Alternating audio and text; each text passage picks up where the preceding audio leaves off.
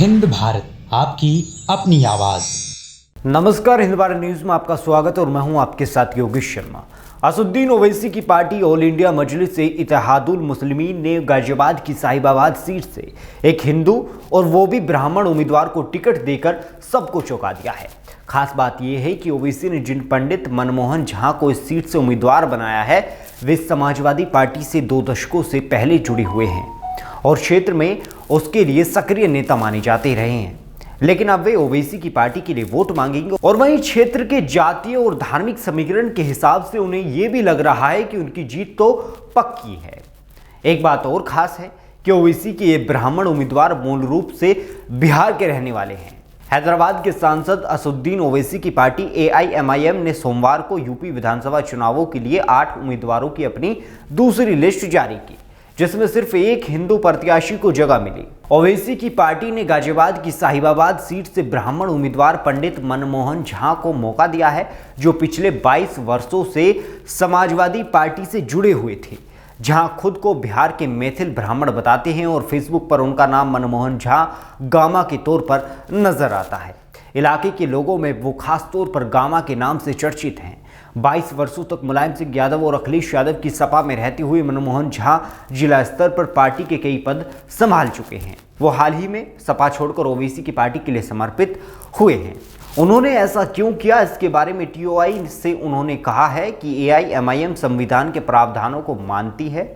जब बीजेपी अस्तित्व में आई थी तब उसके पास कोई MLA और MP नहीं थे। आज वो देश में शासन करती है। आज मैंने पार्टी ज्वाइन की है, कल और लोग भी करेंगे। मुझे सीट से जीत का पक्का भरोसा है।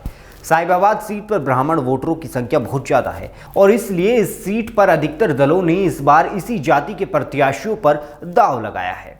मनमोहन झा अपने बारे में बताते हैं कि मैं बिहार का मैथिल ब्राह्मण हूँ। साहिबाबाद में हमारे राज्य के 3.22 लाख वोटर हैं। यहाँ 1.62 लाख मुस्लिम वोटर भी हैं। साहिबाबाद सीट से मेरी जीत की गारंटी है। मेरी लड़ाई किसी भी पार्टी से नहीं है, बल्कि अमीरों और गरीबों के बीच की लड़ाई होगी। सबसे बड़े सीटों में से एक पर मेरे जैसा गरीब उम्मीदवार लड़ेगा और जीतेगा। ओवैसी की पार्टी के ब्राह्मण चेहरा बने झा का कहना है कि उन्होंने राजनीतिक करियर सपा में वार्ड उपाध्यक्ष से शुरू किया था और हफ्ते भर पहले साहिबाबाद विधानसभा क्षेत्र से इंचार्ज रहते हुए पार्टी छोड़ी। AIMIM पर मुस्लिमों की पार्टी का ठप्पा लगे होने के बारे में उनका कहना है कि ये धर्म या जाति पर आधारित दल नहीं है, बल्कि ये संविधान के हिसाब से चलने वाली लोकतांत्रिक पार्टी है।